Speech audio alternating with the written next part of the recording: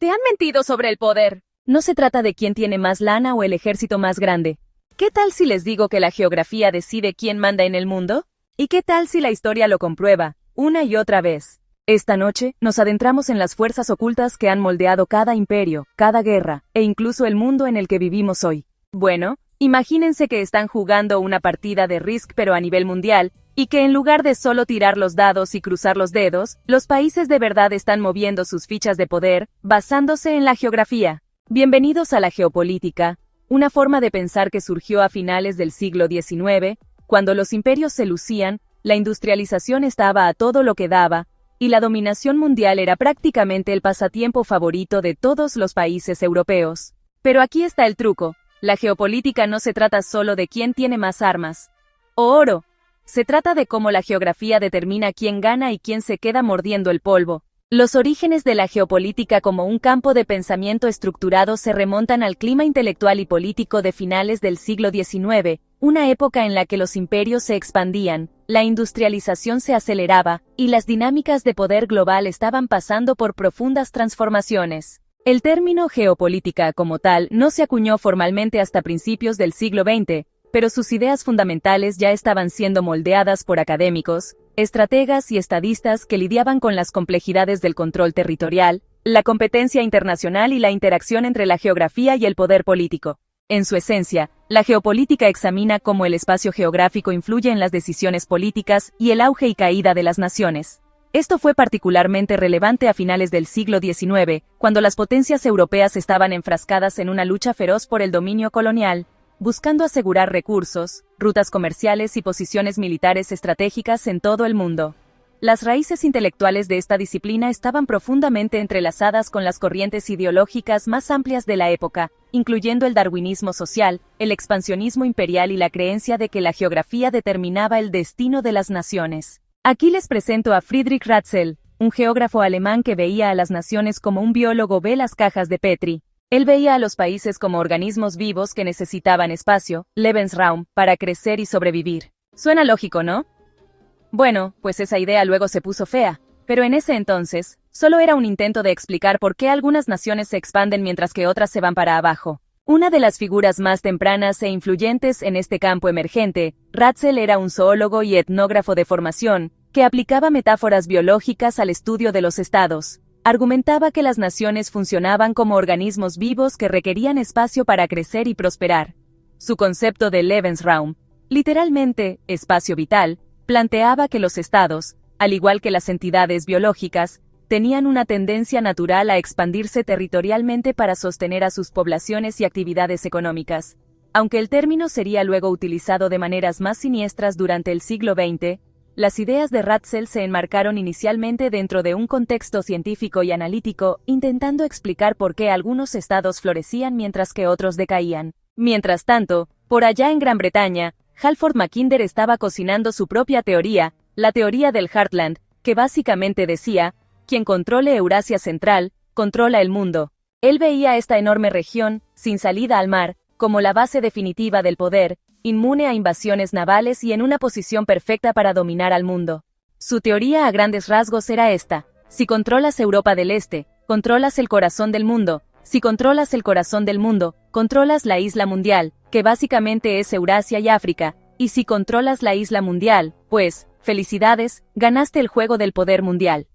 Por allá, a la misma época, el geógrafo y estratega político británico, Halford Mackinder, andaba formulando sus propias teorías sobre cómo la geografía le entra a los juegos de poder.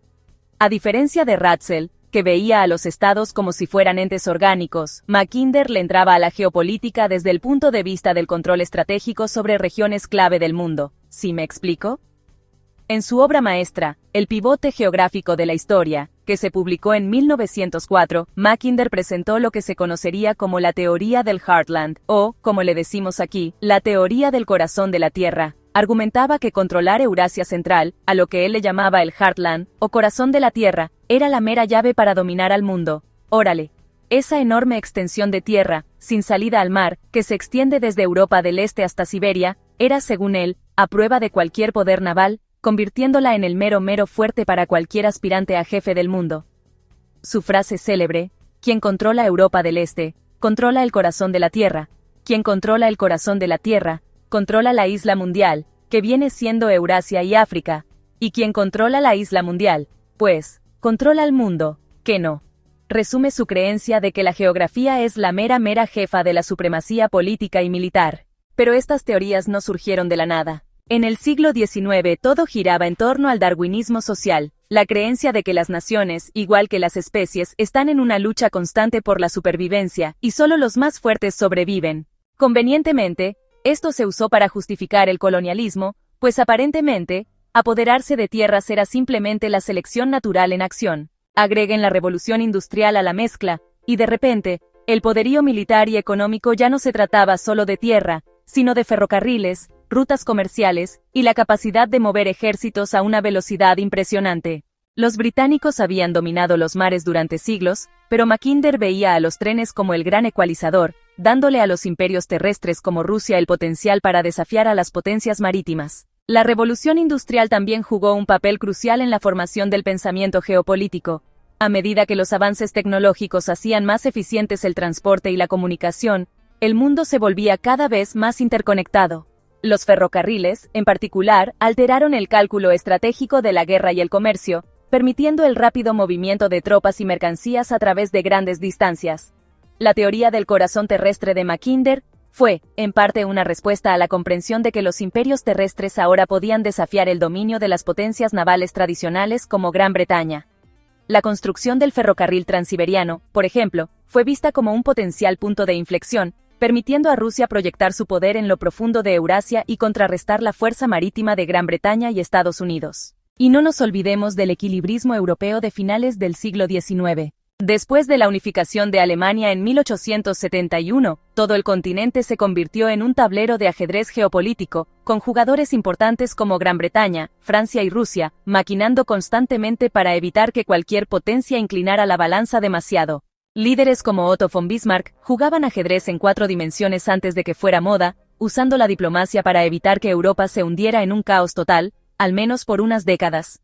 Todas estas ideas, el estado orgánico de Ratzel, el Heartland de Mackinder, la obsesión con el balance de poder, prepararon el terreno para las guerras mundiales, la Guerra Fría, e incluso la geopolítica moderna. El siglo XIX no solo se trató de máquinas de vapor y mostachones elegantes. Fue la época en la que se escribieron las reglas del poder global, Y adivinen qué, todavía se siguen usando hoy en día. Los dejo para que lo platiquen en los comentarios. ¿La geografía todavía define quién se vuelve una superpotencia, o la tecnología ya cambió el juego? Nos pueden apoyar suscribiéndose si aún no lo han hecho. Cuídense mucho, cuiden a sus seres queridos, y nos vemos pronto en otro video.